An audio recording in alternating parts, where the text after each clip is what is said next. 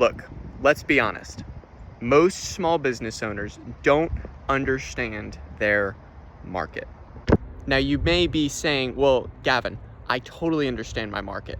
I understand that this client came from a referral, and this client loves me because I light up her day and help her with what she needs. But if we're being honest, many small business owners simply don't seem to have the time to understand their market. In the book, The Secret Life of the Client, our author tries to distill in story form how to begin to understand your market. In the first 7 chapters, he goes through several things of simply setting up the story of a coffee shop, Taza. It's in the city, and it starts in chapter 1 with the case of the disappearing client. A very faithful client, a client who had purchased a lot from the store, stopped coming to the store. And so the owner hires a market detective. This person comes in and begins to simply analyze what they are trying to do. He begins to ask questions. In fact, the owner gets a little annoyed because they don't love the questions. But what the market detective is trying to get at is really interesting. He begins to get at the idea of whether the business is product-centric or job-centric. Now, let me explain that. Whenever you have a product-centric company, you have focused everything on your product. In this case, it was coffee. Their chief marketing officer was trying to figure out, man, how can we have more options? How can we have everyone love our product? How can we offer more products?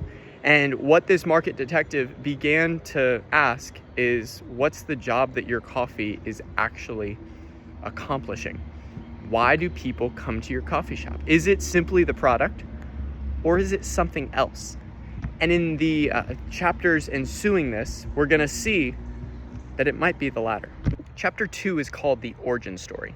What the market detective begins to show us is that there's really 5 levels of why if you want to get a good answer. He begins to ask question after question after question of simply why, because he wants to get the full picture of what this business is going through. He's trying to figure out the job that even the owner herself wanted to accomplish through the store. What's the story? Why does this coffee shop exist? In chapter 3, we begin to see some of the issue. And here is the issue. People didn't come to the coffee shop for coffee. People did not come to Taza Coffee Shop simply to get a triple shot Frappuccino, double lid, no cup. They were coming for a different reason. And big data had just started to show it. Chapter 4, we find staff meeting. We see all of the employees and leaders of the organization come together.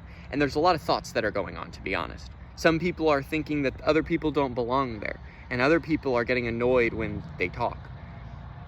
But there's a lot of pride at play. And what this chapter showed us is there's a difference between understanding business in general and understanding the business that you are trying to accomplish.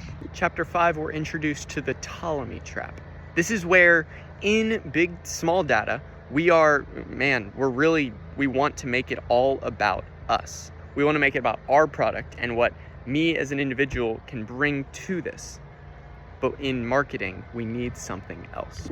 In marketing, we need to understand that we need a certain language, we need a certain mindset, but then we also need a certain method.